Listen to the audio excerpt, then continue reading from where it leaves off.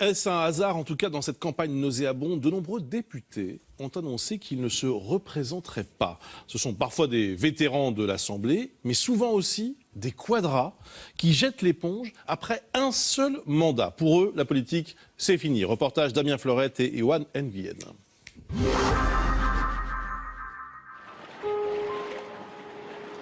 Pour Nathalie Niaison, c'est un jour un peu particulier. La veille, la députée socialiste de la Drôme a fait ses adieux à l'Assemblée nationale. Élue en 2012, elle a décidé de ne pas se représenter en 2017. Un seul mandat, certains bons souvenirs gravés dans sa mémoire, mais aussi le sentiment d'avoir vécu une période politique troublée. Notamment quand il fallait être dans l'hémicycle pour contrer le vote des frondeurs. Ça a été difficile. L'épée Damoclès de la dissolution, une bonne partie du mandat, ce ne sont pas des choses très agréables. La députée a notamment travaillé sur un projet de loi pour l'aide aux victimes.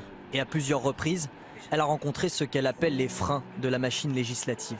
Aujourd'hui, elle dresse un constat un peu amer de la fonction. Quand on est député, on est dans la posture.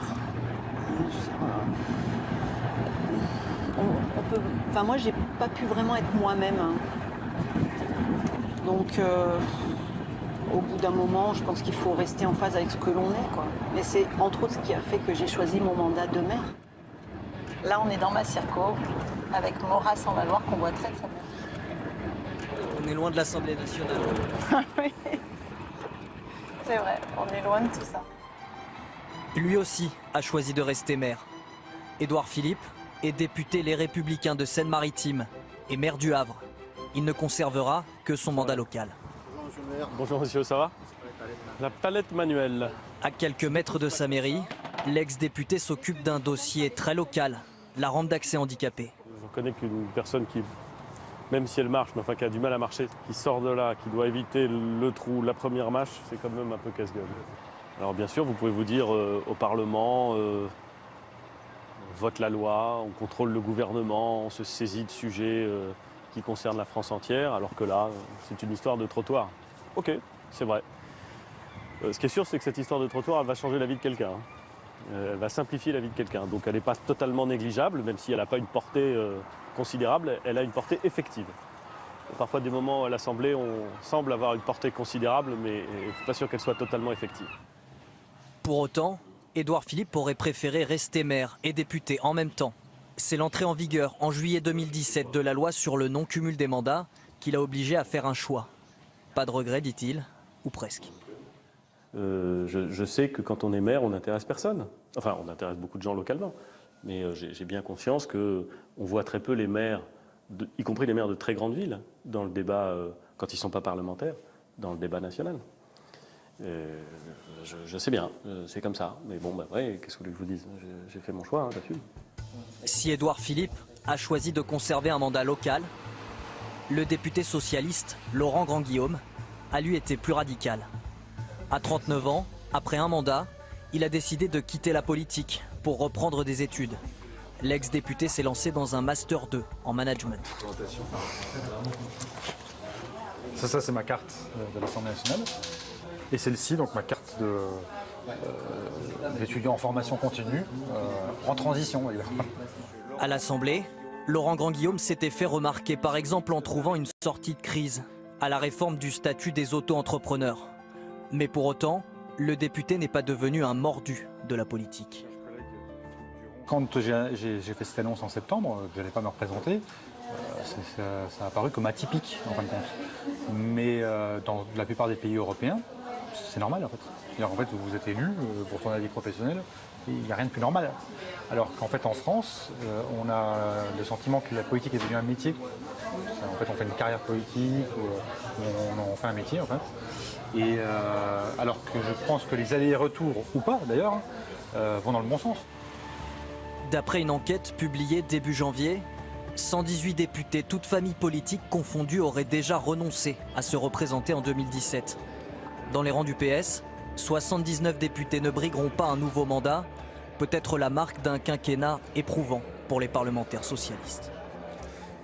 C'est intéressant de voir ces profils. Alors, pour info, donc, on l'a entendu, 79 députés socialistes ne brigueront pas un nouveau mandat. Alors, il y en a beaucoup qui se disent que ça va être très difficile, que c'est pas la peine d'y aller, que voilà, la gauche ne gagnera pas. Au siège du PS, en dessous d'un député socialiste qui n'a pas été élu avec plus de 60% des voix la fois dernière, quasiment, il pense que c'est...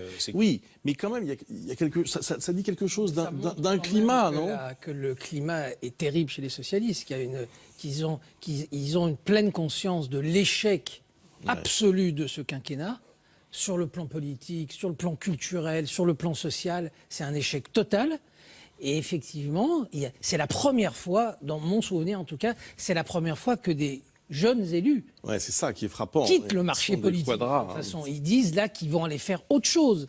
Et pour la politique, c'est absolument terrible. Mais pourquoi s'en attrister ? Non, très pas bien. Forcément. D'abord parce que c'est très bien qu'ils tirent les leçons d'un échec. Ils avaient un mandat de représentant pour changer la vie, ça a échoué. Ils en tirent les conséquences, ils se retirent.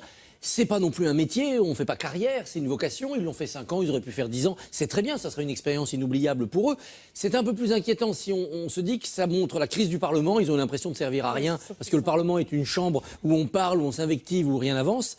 Et s'ils considèrent que c'est une crise aussi de la démocratie représentative, à quoi ça sert de faire voter des lois et de représenter le peuple si d'un côté les zadistes, de l'autre côté les réseaux sociaux peuvent tout casser sans respecter le suffrage universel. C'est là-dessus qu'il faudra travailler pour revitaliser et la Ve République et la République tout court. Ils tirent aussi les leçons de la loi sur le cumul des mandats, pour beaucoup. Oui, bien sûr. Ils choisissent leur mairie et abandonnent le mandat législatif. C'est le cas là, du député maire du Havre, les Républicains. Il y a aussi beaucoup de socialistes qui vont se replier plutôt sur leur mairie. Mais parce qu'on se rend compte que chez les hommes politiques et les femmes politiques, le métier qu'ils aiment le plus, c'est maire. Et ça, et on se rend compte là, et parce qu'ils font des choses, parce qu'ils construisent une ville, parce qu'ils font progresser leur ville, etc. Et c'est un choix qui revient maintenant extrêmement fréquemment. Ce qu'on choisit, c'est la mairie. Mais est-ce qu'il y a un problème avec ce métier de député ? Est-ce qu'il y a un problème avec ce rôle on a l'impression qu'en effet, ils se disent qu'ils ne servent pas à grand-chose. D'abord, c'est vrai que la lourdeur du système fait que vous votez une loi et au fond, avant de l'avoir appliquée, il se passe quand même un bon bout de temps. Je pense qu'il y a une crise effectivement de la démocratie représentative. Il y a aussi une perte de vue de ce qu'est l'intérêt général, si vous voulez, qui est le cœur même du métier de député. Et effectivement, on voit des responsables politiques qui ne sont pas d'ailleurs écœurés de la politique, puisqu'ils veulent, sauf un, mais ils veulent rester maire, et c'est quand même la partie la plus concrète, efficace et noble de la politique. Au fond, c'est d'améliorer la vie de ses concitoyens. Mais simplement, effectivement, il y a un repli sur une circonscription, ou en tout cas un rapport plus direct avec le citoyen, plutôt que ce rôle très noble aussi de penser l'intérêt général et d'essayer d'améliorer les choses au niveau du pays. Alors, ces portraits de députés nous donnent l'occasion de dire un mot quand même sur les législatives qui vont être passionnantes, cruciales, comme une présidentielle bis. Est-ce que d'ailleurs, en ce moment, dans les états-majors, on se prépare à ces échéances et à ces élections d'une façon un peu particulière par rapport aux années précédentes, aux précédentes présidentielles ? Pour beaucoup, le mode de préparation, c'est panique à bord. Parce que la gauche se dit, en effet, on va vers un désastre qui sera peut-être comparable à celui de 1993. Et la droite se dit, si c'est Emmanuel Macron, qu'est-ce qu'il faut faire ? Aller demander l'étiquette majorité présidentielle macronienne, se présenter quand même en espérant imposer une cohabitation à Emmanuel Macron. Donc là, il y a toute une série plus de désorientation que de véritable stratégie. Tout dépendra quand même de l'affiche du second tour et du score de second tour. C'est vrai que si Macron, comme certains sondages le disent, fait 60-40 ou 65-35 face à Marine Le Pen, il y aura une sorte d'élan de majorité présidentielle. Un peu comme si en 74, Valéry Giscard d'Estaing avait eu des législatives juste après son élection. Parce qu'il n'y aurait pas eu une vague giscardienne.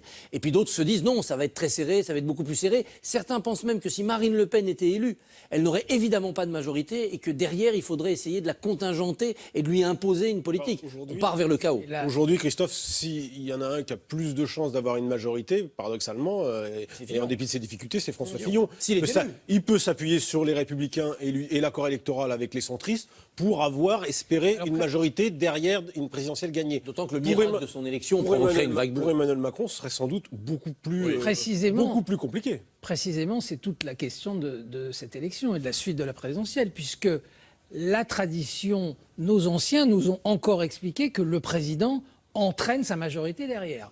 Donc, Marine Le Pen présidente, Emmanuel Macron président, François Fillon président, Benoît Hamon président. Si la tradition de la 5e est respectée, les Français vont leur donner une majorité. Rien n'est moins sûr cette fois-ci. Et effectivement, on peut être dans une situation extrêmement particulière avec une fragmentation entre 4 ou 5 blocs à l'Assemblée nationale.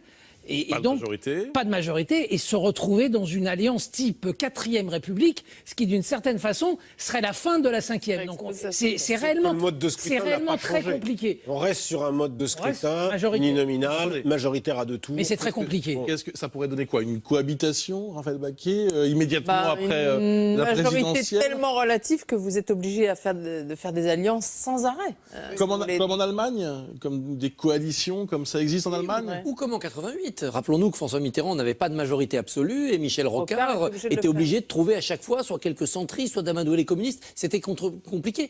Est-ce que ce n'était pas aussi un peu équilibré? Est-ce que l'esprit de la 5e, avant 62 et l'élection du président au suffrage universel direct, n'était pas un équilibre un peu plus harmonieux entre une légitimité parlementaire, un régime parlementaire et un exécutif quand même fort pour éviter justement la 4e? On va peut-être retomber sur les pattes de cette première 5e République. Voici